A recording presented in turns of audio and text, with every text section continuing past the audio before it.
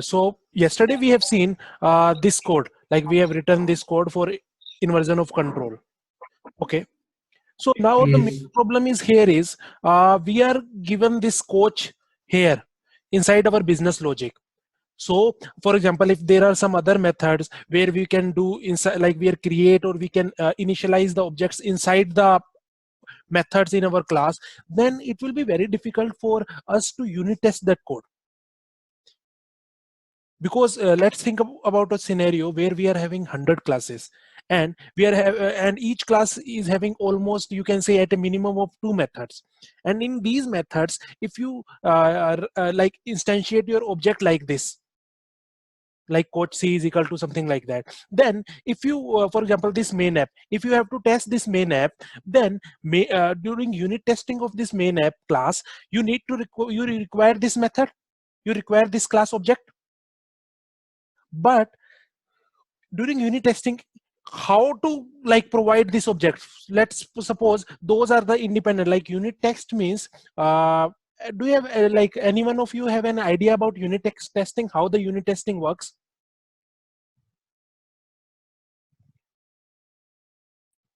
Hello. Not much idea, Ashish, but it's just like that we can uh, actually test our code, actually the flow of code, whether it is working correctly or not. I have not much experience on that. Okay, yeah. So yeah, that's a part of it. Like we unit testing is useful when, for example, if there is a feature that comprise of 3 classes, 3 main functionalities, and each functionality will be covered in one Java class. Then what happen? For example, if I have you, if one of the class is developed by me and the other is developed by you or some other person, then I want to test my code, but your code is still not ready. So it should be a way, there should be a way with which I can unit test my code independently of your class. So that's how this unit testing works. So here, for example, I want to do, let's see, let's say an example where this main app is developed by me and this coach class is developed by you. But this coach class is not ready. Its functionality is not working currently. But I have to test my this main app class. But here I am using the your class function. So normally I cannot test it because it will give me null pointer exception when I call this method. So there should be a way where without your class I can test this code. So in order to achieve this, we have to like convert this code to using dependency injection, so that that class I can provide a dummy class instead of your actual class. Your actual class is not ready, but I can provide the dummy class using constructor or using setter, that I will explain during the dependency injection. But the normal, I want to just give an idea why dependency injection is required. So in order to make it unit testable, so that is the one of the main reason why dependency injection is very useful nowadays. So you people got it, what I want to say?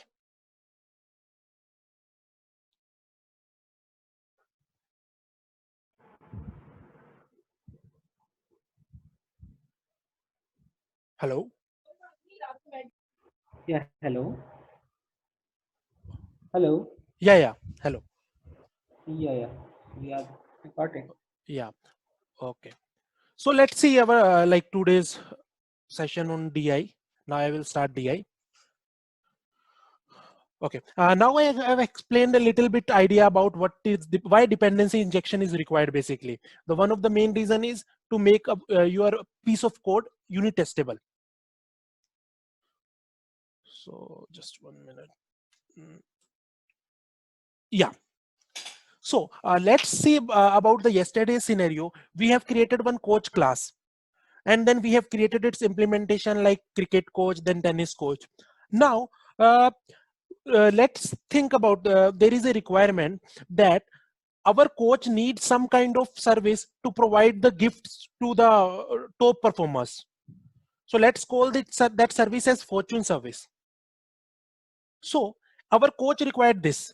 So that can be you can think like as, so coach requires this means that is a dependency class for the coach. So how to normally what we will do, in the normal scenario, if we don't consider dependency injection, that we can make, then we can make normal object like fortune service fs is equal to new fortune service inside the coach class. But that is not the right way, because then how to provide the like dummy implementation during unit testable code? So in order to resolve this problem, we require dependency injection here. Let's go further. So how this thing normally dependency injection happen? It works on a dependency injection principle. So what is that principle? Basically, it means that you are like the response. We have to shift like the responsibility of providing the dependencies to our class to somewhere else. So it's nothing but dependency injection is nothing but it's just as simple as shifting of responsibility of providing the oh, she's just 1 minute.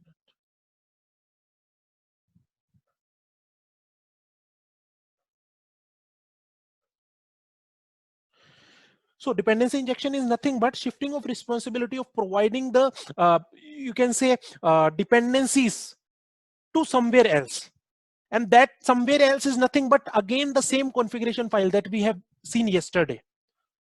So yesterday we have shifted one responsibility of creation of beans to the configuration class. Now we will shift another responsibility of providing its dependencies to the same configuration class. So let's see how it works.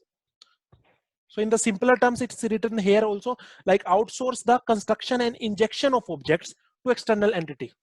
So when we require, we will tell the configuration class, we will tell our Spring Factory, ki I just need this object of this class, please inject this dependency to my class. Yeah, so let's think of an example, normal example. For example, I want to like buyer, I'm a buyer, I want to buy a car. So I will contact with the car factory. I will tell them that give me the car object. So it's the responsibility of car factory. It will take tires from MRF. It will takes the best seats. It will take the sound system from Sony, and then it will finally prepare an object, and then it will give the object. So let's see how the dependency injection works here. So this here. So how the dependency injection and IOC works in this example. Now my app, I will ask to the object factory that give me the fortune service object, that is nothing but a dependency for my coach class. Then the object factory will look into the config file and it will give this helper objects. I need to mention here also, I will configure here, okay, you have to provide the implementation that we will see in the demo code. So previously we have seen only this part was there till the yesterday's class, but now we have added these helper objects also. These are nothing but the dependency objects which are required by my class. So then when I ask them to provide me the dependency like objects, then these objects will be injected in my class, like my coach class. So let's see this. So before going further, just recalling the functionality, main functionality of Spring Container. So there are mainly two functionalities of Spring Container, that is IOC and DI. Now, yesterday I have told there are various ways to configure Spring in our application. Can anyone recall those ways? Like what are the ways to configure Spring in your application?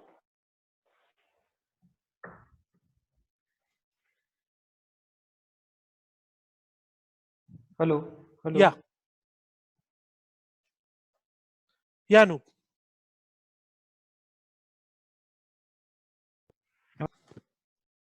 Yeah, I am able to listen you.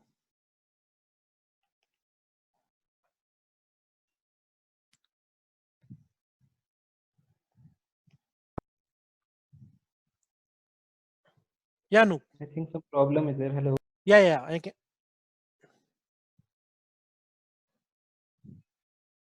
Okay, I will continue.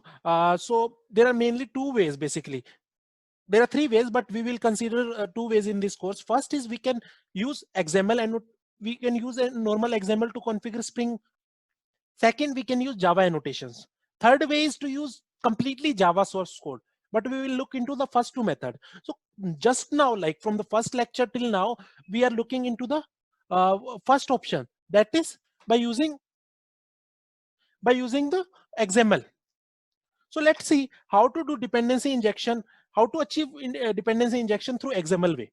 So there are basically mainly two types of injection that we can do with the help of this XML. First is the constructor injection. The second is the setter injection.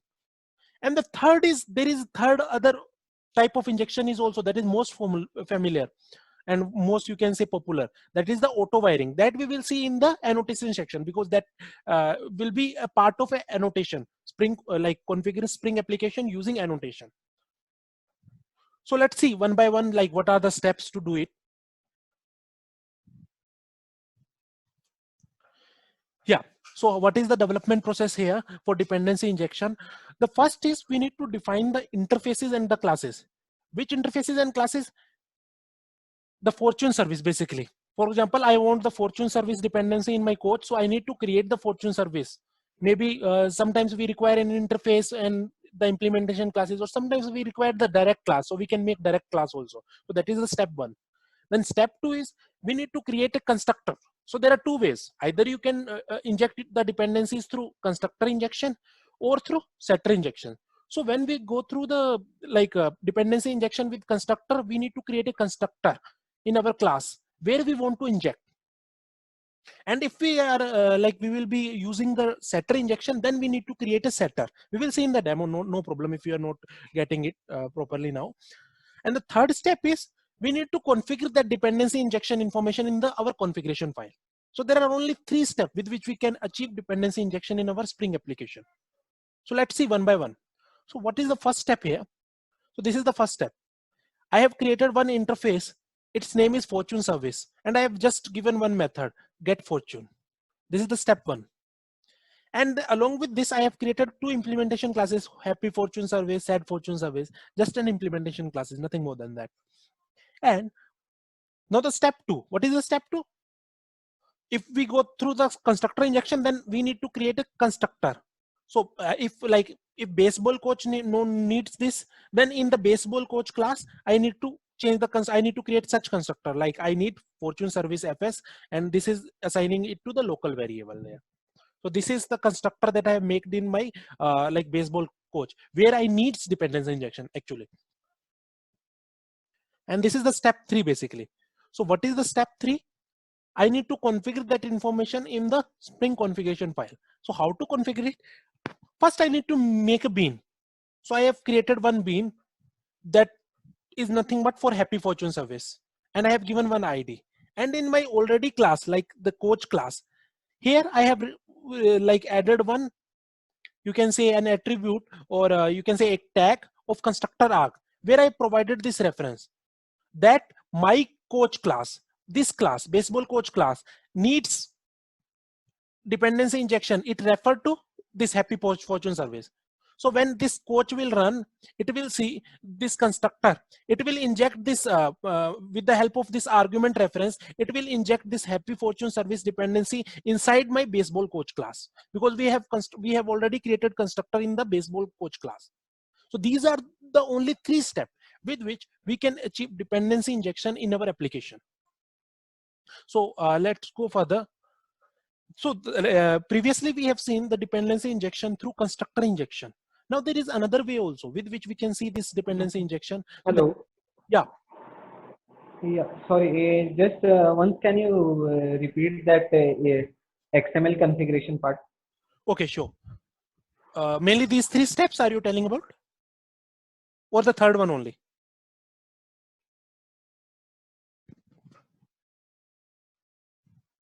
Hello.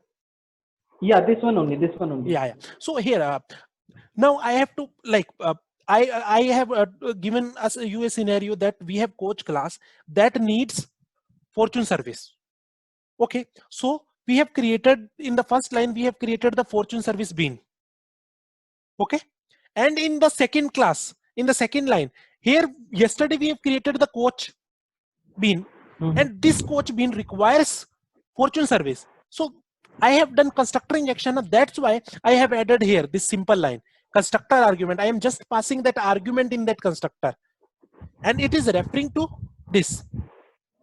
So what it will do when this bean will run, it will see, okay, baseball coach has a constructor, and that and this constructor requires this my fs, that is nothing but an instance of happy fortune service. So what it will do during runtime, it will inject this happy fortune service object inside this baseball coach class.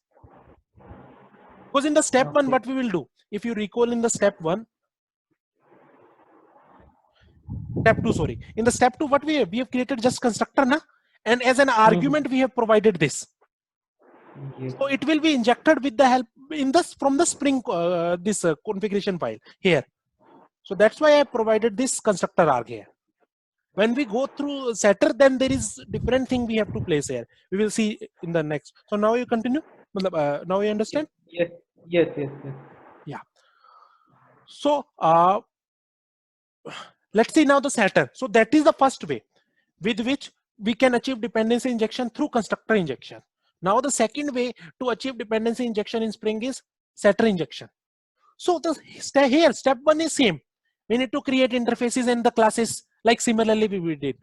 Now the step two is different. Instead of constructor, now I have to create a setter. That's it.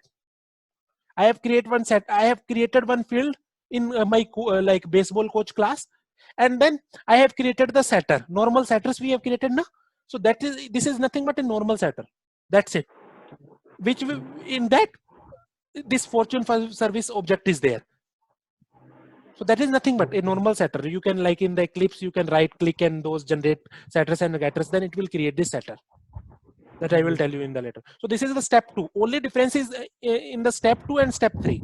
Now let's see the step three. Here, first line is same. We need to provide the dependency of this. So we have created one bean which is pointing to this happy fortune service object. Now in the step three, the second line, previously we have given here constructor arg because we are doing constructor injection, but now we are doing setter injection. So the setter injection, it's nothing but we need to set a property because it becomes a property only. This is nothing but a property of a class, fortune service. So that's why we have used a tag property here, that there is one property that is fs. This fs is very important. This fs is nothing but the same whatever we have written here, fs. So I told my Spring configuration file, there is a property whose name is fs. Please inject this happy fortune service. It will refer to this bean. Please inject this dependency to my this property. That's it. Nothing more than that. So that's how the Spring you can say dependency injection through setter injection. So we can achieve only in 3 simple steps. So are you clear, Anup? Yes. Yes. Yeah. So now we have seen like dependency injection through setter injection as well as dependency injection through constructor injection. Now, what happen if we require dependency injection to like normal literals? For example, in cricket coach, there is a normal, you can say literal. Literal is nothing but normal variable, private string name. I want to inject some value inside that. Normally what we will do, we will initialize it here only. But in Spring, you can like, if you want this to be initialized with from the, you can say Spring configuration file, that also you can do it. What is the solution? Is in the configuration file, you just need to mention this. Like we have mentioned here, na? Property name is equal to fs and this. Instead of this line, instead of this reference, you just mention value. So when you will access this in your business logic dot name, you will get this value Ashish, whatever you have initialized here. Okay. That is nothing but injecting literal values inside your business logic. So that will be initialized from the Spring configuration. So this is the third step where we are even, you can say the constant values, we are transferring the initialization part of the constant values to the Spring configuration file. So now everything in the Spring, we are shifting the configuration to Spring configuration file. Every work we are giving to the Spring configuration file. So now we will see the demo, okay, for this whole thing.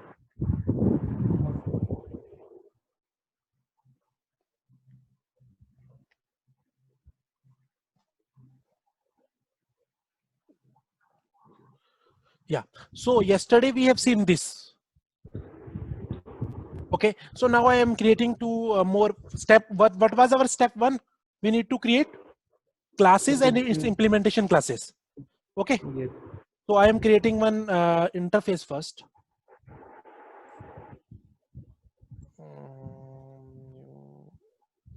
Let's call it as Fortune service. And let's make one method here.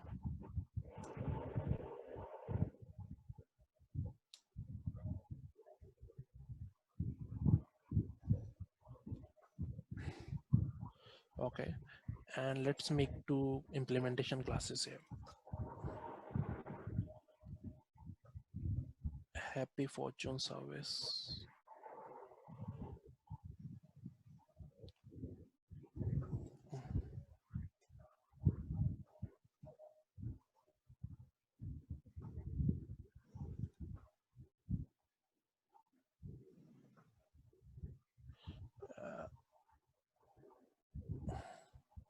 Okay. So now I have created the interface and I have created one implementation class. Okay.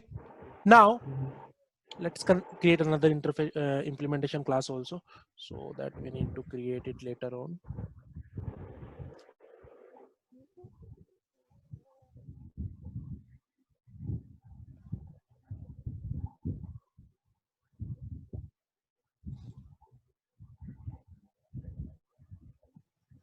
Okay, so this is the step one. Now in the step two, what we have to do, we have to either go through the setter injection or constructor injection. We will first do this dependency injection with constructor injection. So for the constructor injection, we need to create the constructor in the class where we require the dependency. For example, I require that dependency in the cricket coach class. Okay, so in here, what I have to do, I have to create first the field.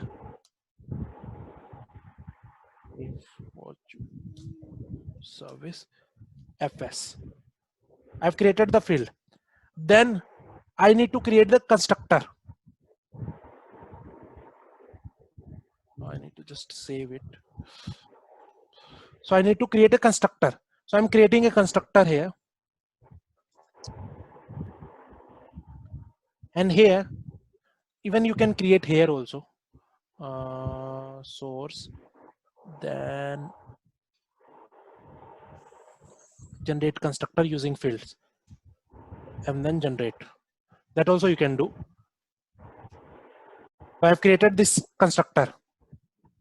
So this is the step 2, you can say. Step 2.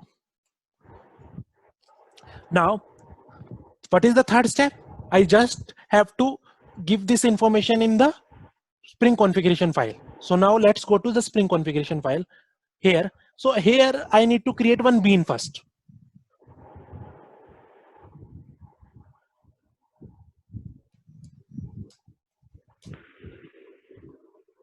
Just copy this. It will be more easier for me.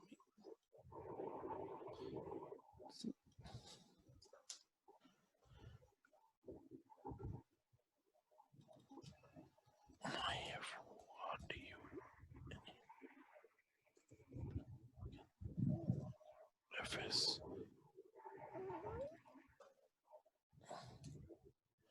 I need to give the exact name here. Fortune service, its implementation basically. Happy Fortune service. Yeah. Okay. And here, what I have to add? The Constructor arg, because we are using the approach of constructor. So we need to add constructor arg here. yes. Oh, sorry. Not here. Inside this bean.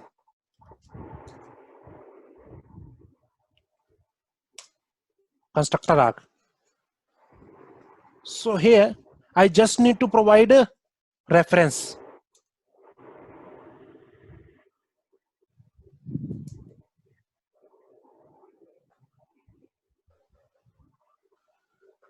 Name.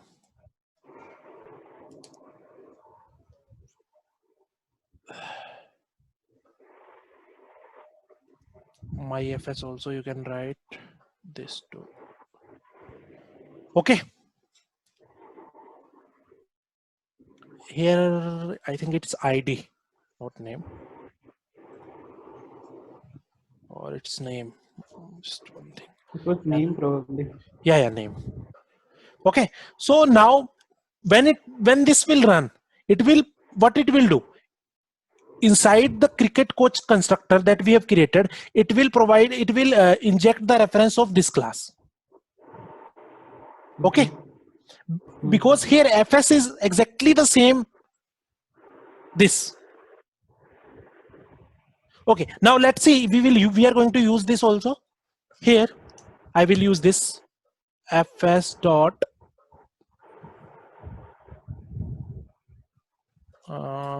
there is a method, I think, fs dot get fortune. Okay, inside that get fortune I will write something.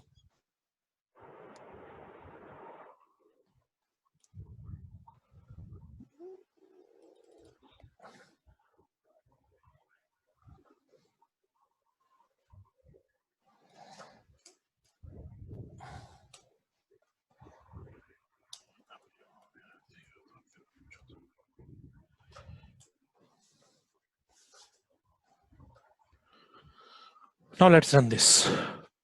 Okay, now all the 3 steps are completed. Now we are going to run it. Our main class, it will run this play method, and inside the first we will see what it will refer to. It will refer to cricket coach only, so we need not to worry because we have written here in the cricket coach only. Okay, so now we are going to run this class main app.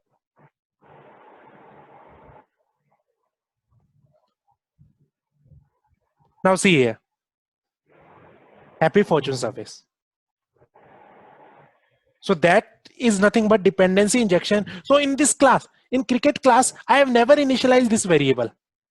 So during unit testing of this, if you will give your, like for example, if the class is not ready, you can give the dummy implementation to this. There is a way. There are even tools are there. Mockito is a tool. Mockito Powerbase, some tool is there where you can provide mock implementations, and you can unit test your code very easily.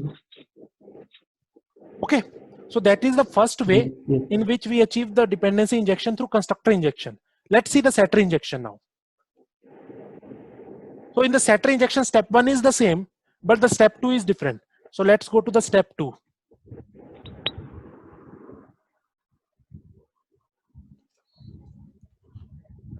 So instead of this constructor, I'm commenting this.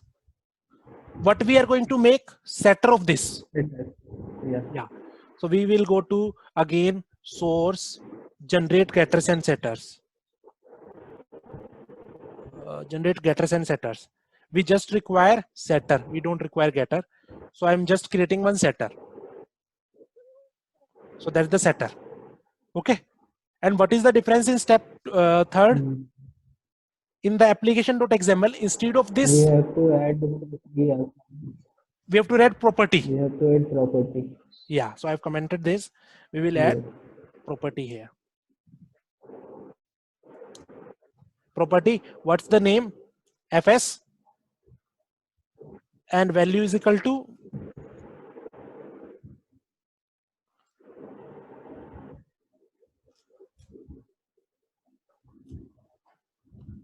reference is equal to, sorry, reference is equal to again the same, my fs. Okay, now let's run this. See again, it's working perfectly. So only we have changed one line. So that's how we will achieve dependency injection through constructor injection as well as through setter injection. Okay, do you have any doubts till now? No, just one question, Asif. Yeah, sorry. Is it yeah, there is one question. Yeah. Hello. Hi, yeah. Yeah, speak, Anup.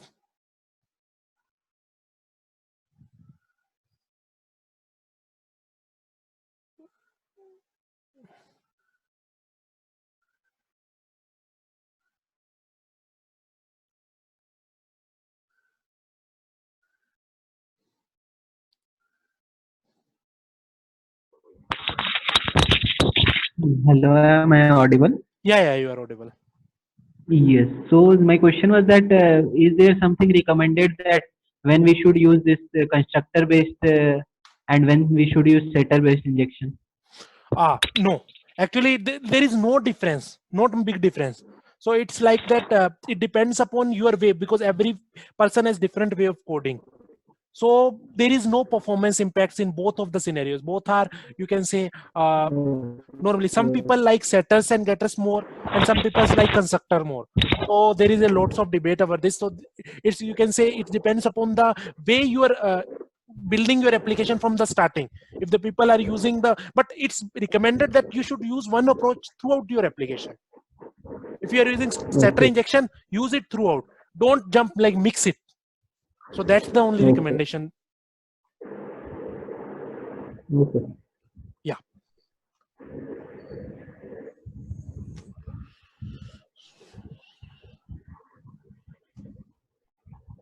Okay, just give me 1 minute.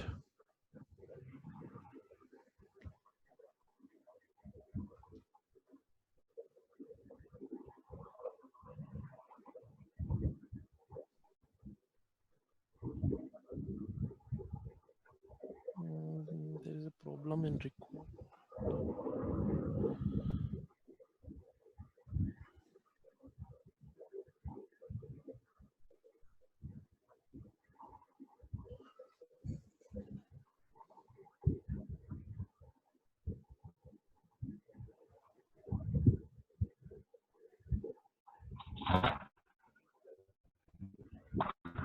Okay, let's go to, so now this is clear. So we will go to the third one.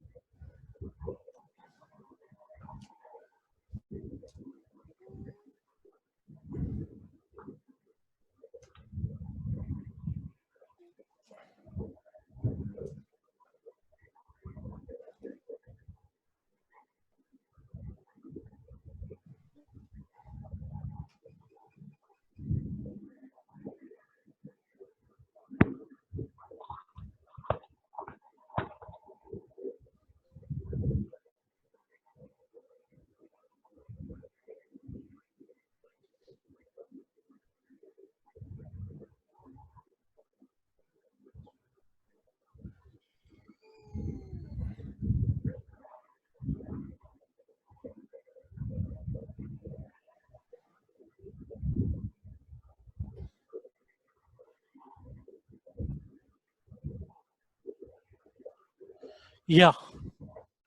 So now the another thing we are going to start now is bean scopes, life cycles, and its configuration. Okay. So now, till now we have seen that we have injected the dependencies, but like it's very important to know about what are the, like, when those dependencies are injected and how many instances are created. For example, how many objects are created, because then only we will improve the performance also, because it should not be like that, that for every request, if we will create an, you can say, object where it is not required also, then the heap, our heap memory will be full. Then we will get the error, that overflow errors, all the errors. So it's very important to know about like bean scopes, and then how the life cycle is maintained, when the objects are instantiated, when the objects are destroyed. So it's very important to know about that also. And the third part is, previously we have seen the configuration with XML. We have to, now we will see the configuration with Java annotation. So that is the third part.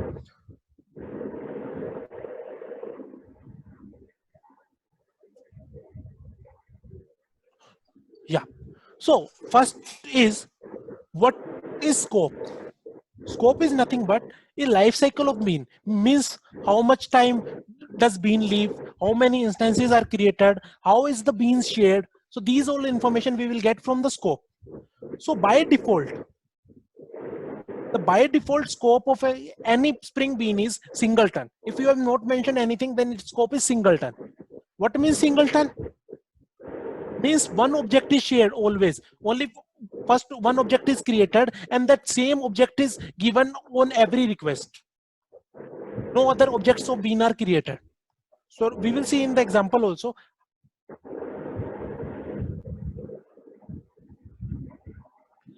So this what is the singleton scope in detail?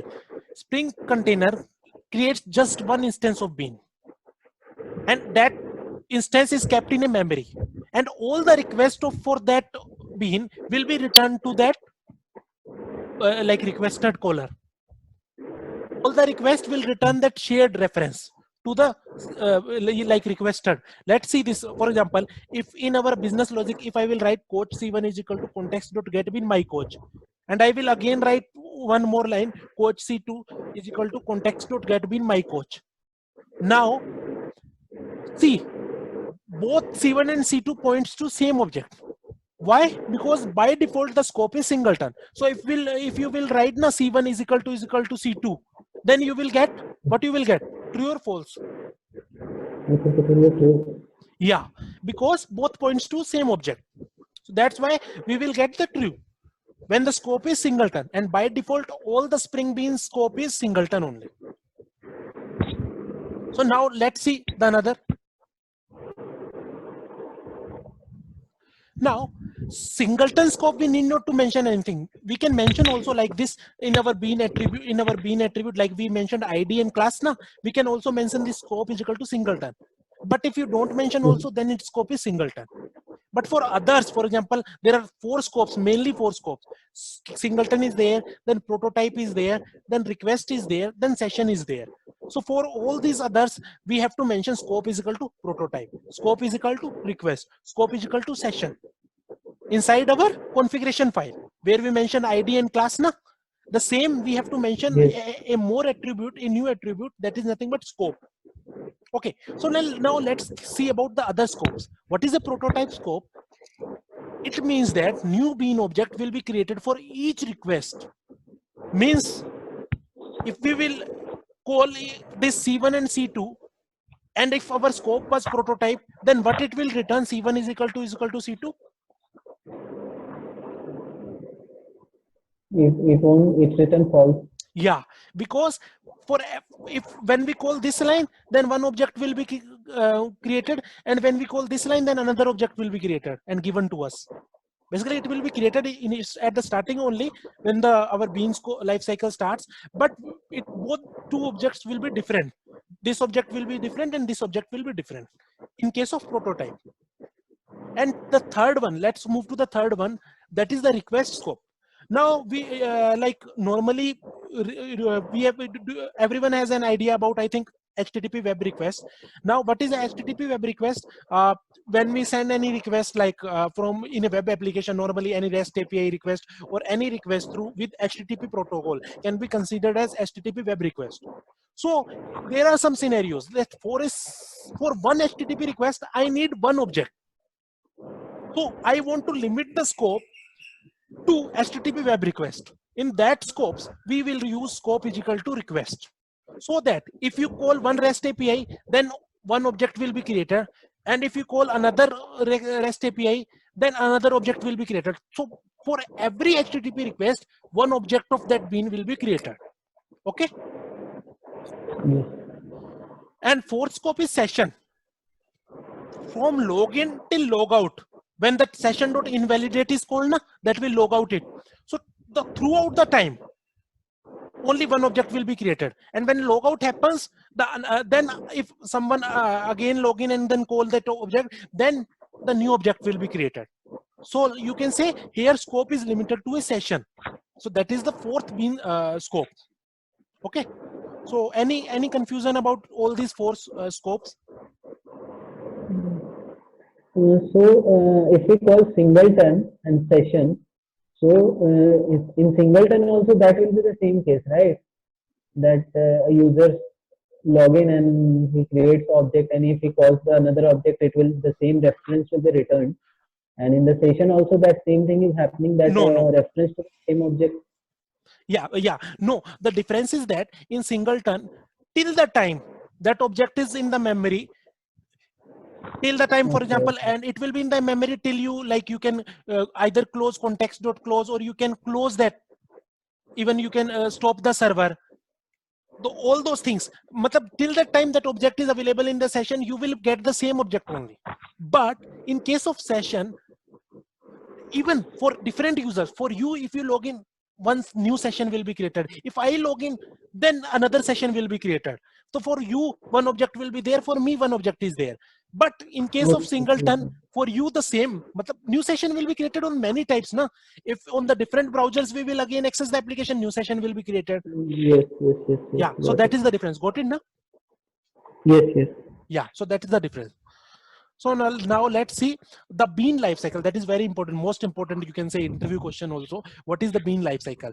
So in the bean life cycle, there are mainly two steps: bean creation and bean destroy. So how this whole life cycle work? First is Spring container started.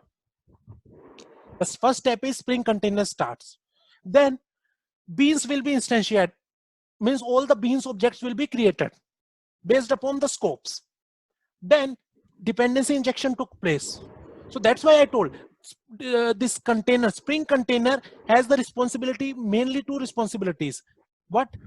Bean injection, like IOC and DI. So that's why container is started first, and then bean instantiation, then dependency injection, then some internal processing, some kind of Spring internal processing will happen. Then after that, it will give us a, you can say, a life cycle hook, where we, if we want to initialize some variables, we can do it. So it will give us a life cycle hook that is nothing but init method, that I will tell you how to create this life cycle hook. Then after that, our bean is ready to use. So this is the first step, bean creation life cycle. So first container will start, then beans will instantiate, then dependency will be injected, then internal processing will happen, and after that custom init method will be called, and then bean is ready to use. So this is the first bean creation life cycle. The second is bean destroy life cycle, how the beans are destroyed. So when we call context.close, like yesterday also we called context.close, then first of all, before destroying, we will get another life cycle hook, that is nothing but destroy method, where if we want to release all the Java resources, we can do that. And then the bean will be finally, like our container will be stopped. So this is the whole life cycle, bean creation and bean destroy. So any doubt in this? Ready to go? Yes. Okay. So now we have seen two life cycle hook here. First is the init method. Second is the destroy method. Okay. So for init, for initializing, what we have to give? We have to give normally here one attribute like ID class. We have to write just this init method is equal to your method name. Okay, and what, where, like what is the use case of init method here? Even you can, like you can, sometimes you need to initialize the object, initialize the variables, or sometimes you need to, you can say, setting up of your DB sockets, like you need to create the DB connection objects. So there are lots of things that you can do in here in the init methods. Okay, and the another life cycle hook is destroy.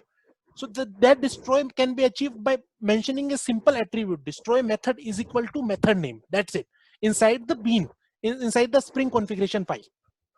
And what is main purpose? It just handles the cleaning of the resources. If we want to clean up the resources before stopping our container, then we will achieve here. We need to do here. So now see this, all the things in you can say the how the steps, how the development steps go. So first we need to define the methods init and destroy in our class. So we need to create two methods. We can give it any name: init method, destroy method. That's it. And step two is we need to configure these method names in the Spring config file. What we have to write there? We just have to mention init method, init hyphen method is equal to our init method name. Then destroy method, destroy hyphen method is equal to our destroy method name. That's it. So these are only two steps. Now there are important points about this. Access modifiers can be any. mean, it can be public, it can be protected, it can be private. We can write any access like modifier for these methods. But return type can also be any. But the one thing is very important, you will never be able to capture its value.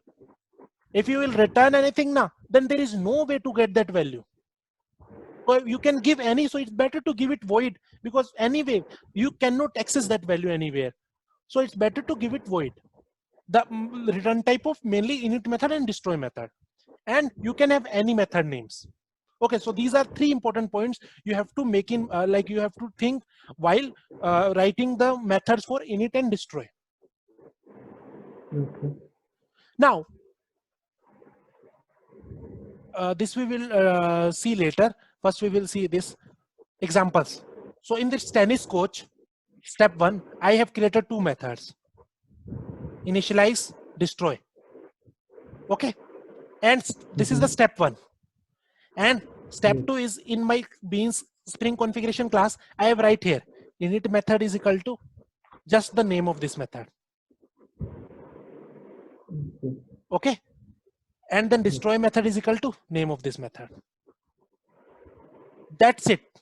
Now how the whole life cycle will work. First the container will start, then our beans are instantiate, then dependency injection, then Spring internal processing, then this my init method will be called first. And then when I call context.close, then what will happen? Before destroying, I will get a call, I will get I will get control in this destroy method. So these are two most important lifecycle hooks of Spring that will be very useful in initializing the resources and cleaning up the resources in Spring applications. Okay, now there are two other ways also. For example, in this Spring configuration file, if there are 7 beans and for each beans I need to like mention this init method and destroy method. And for example, there is a scenario that I want only like the work, you can say the code of init and destroy methods are same. So why to create so many methods? Why to mention in all the beans basically? Like in bean my coach I will mention, and there are 10 other beans also, and in each bean I will write init method, destroy method, init method, destroy method. So it's not too much useful. So instead of that, I can write here also in these scenarios. I can write here default hyphen init hyphen method on the bean stack basically. What I will write, this default init method. Instead of init method, I will write in beans default init method is equal to method name, and then default hyphen destroy method is equal to destroy method name. That's it. So it will take those methods as default for all the beans. Yeah, basically, yeah. So the same method. So in that case, like the only like you can say writing they have reduced. Previously, I have to write this init and these tags in all these beans, but now I just mention it here in the parent. That's it. So in that case, all the beans will be like pointing to the same init method and destroy method. Yeah, got it. Okay. So let's see the demo of this.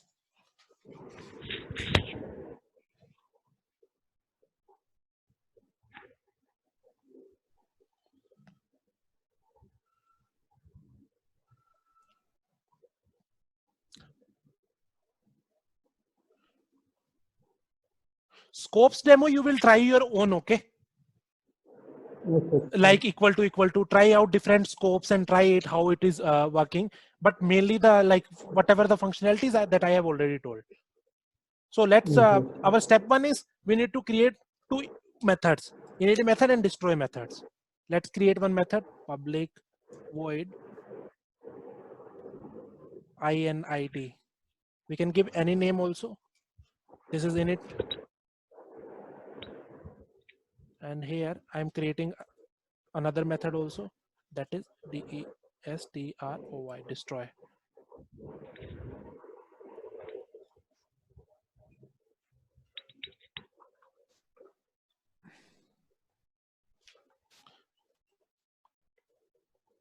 Initializing the resources.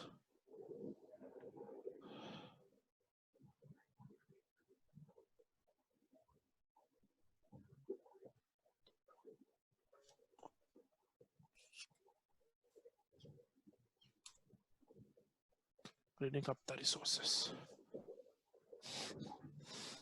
Now, this is the step 1 where I mentioned init and destroy method. Now our step 2 is in our Spring configuration file, I need to mention here init method is equal to, what is the method name? Init. And then destroy method is equal to, what is the method name? Destroy.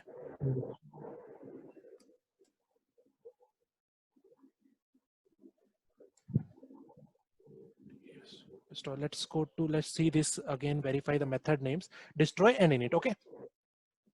So init and destroy. Okay. Now let's run this application and we will see how our life cycle will work. See, initializing the resources, first container will start, then all the beans are initialized, then dependency injection, then my call to the init, then Spring processing, then call to the init method. So this is calling the init method. Then the rest methods will work, and at the end, when I call this here, main class, when I call this context.close, then it will call that destroy method before shut down the container, before shutdown of container. So that's why here destroy method is called. Okay, so any doubts till now? No. Because that's all for today. Okay. Next part we will see in the next class.